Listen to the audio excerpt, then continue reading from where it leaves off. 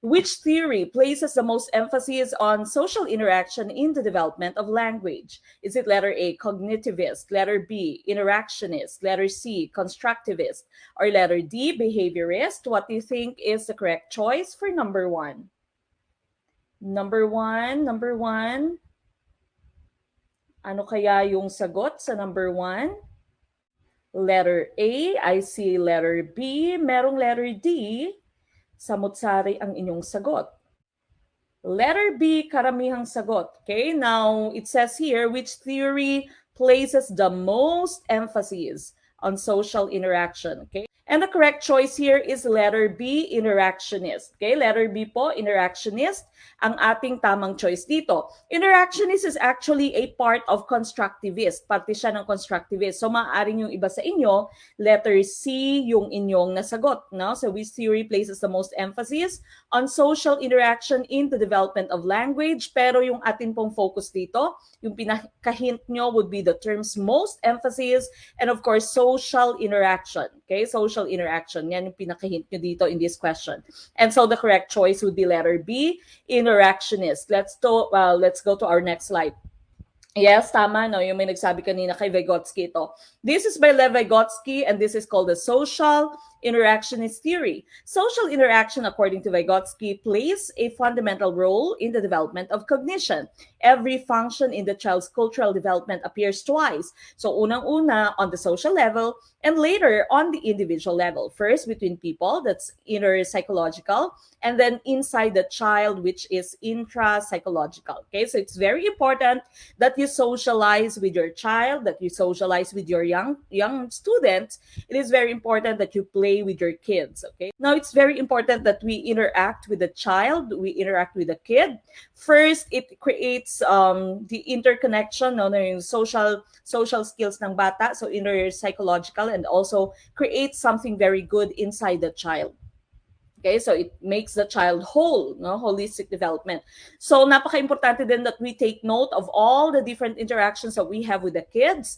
Dapat as much as possible, bigyan siya ng magagandang memories, magagandang experiences. It's also very good that you try to make your child experience failures. So social interaction, according to Vygotsky, plays a very important role in the development of the child. Okay, so letter B po for number one, awit, pero move on. Kung mali yung sagot, okay lang yan, move on po tayong lahat.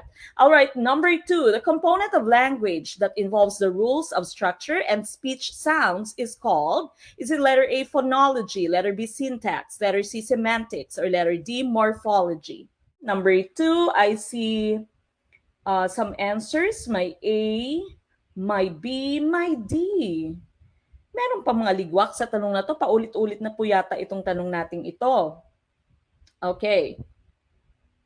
All right. So please join the discussion. Leave your comment. Okay. Again, we would like our discussion to be interactive.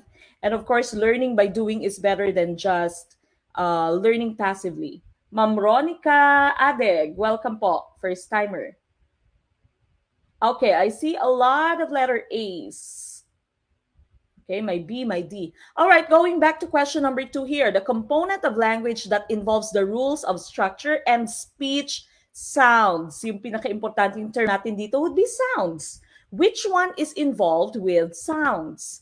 Okay, so the correct choice here would be letter A, phonology. Phonology, that's sounds, okay? So rules of structure and speech sounds, letter A po ang ating choice dito. Ang ating answer would be letter A, sounds, okay? Ma'am Joy Lux, welcome po. First timer din si Ma'am Joy.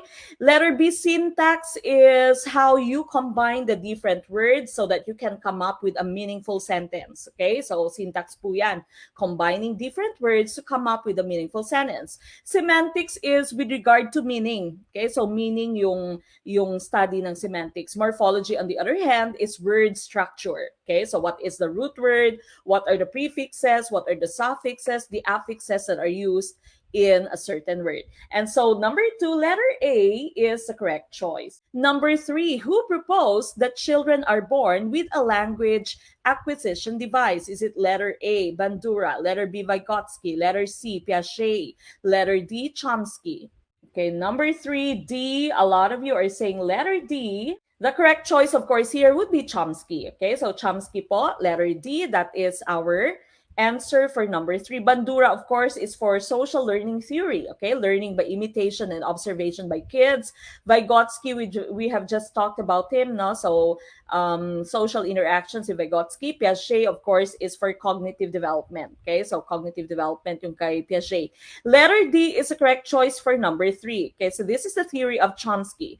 Chomsky's theory is based on the idea that all children are born with the innate ability to learn any human language. Based on Chomsky's theory, all children have a LAD, otherwise known as language acquisition device.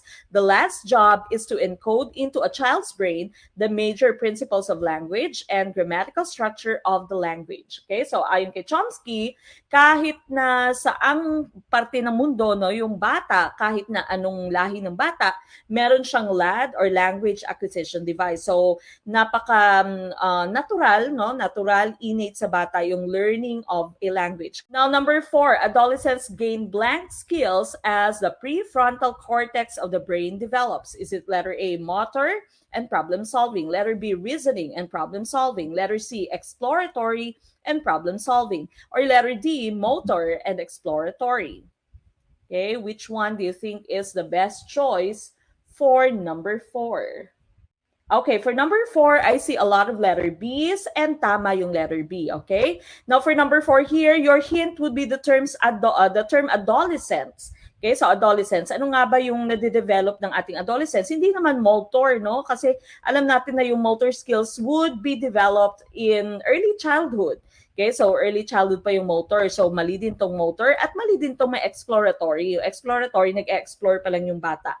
Okay, so letter B is the correct choice here. Reasoning and problem solving, that's in adolescence. Okay, so these are some of the functions of your prefrontal cortex. It is used in abstract thinking, thought analysis, problem solving, emotion, and complex thought. The prefrontal cortex functions are often referred to as executive function. Okay, this refers to the abilities to differentiate among conflicting thoughts, determine good and bad, future consequences of current activities, working toward a specific aim, predicted expectation based on actions, and social behavior. Okay, so again, that's prefrontal cortex, yung meron sa ating item, sa ating question, and so yung ating answer would be reasoning and problem solving. Motor, exploratory are all part of your childhood, okay, early childhood stage pa. We are talking about adolescence here, hence letter B is the correct choice. We move on with number 5. Why is physical development important for babies and toddlers? Is it letter A? It is necessary for muscular growth and development. Letter B, it leads to improved motor skills, which allows them to explore the environment. Letter C, it is essential for their emotional development. Letter D, it involves visual development, which allows them to learn to read. Okay, which one do you think is the best choice for number 5? Letter B, karamihang choice. Letter B. Okay, now we go back. Why is physical development important for babies and toddlers? The correct choice here would be letter B. It leads to improved motor skills, which allows them to explore the environment. Okay, so karamihan naman ay tama ang sagot. Letter B po ang ating choice dito, letter B.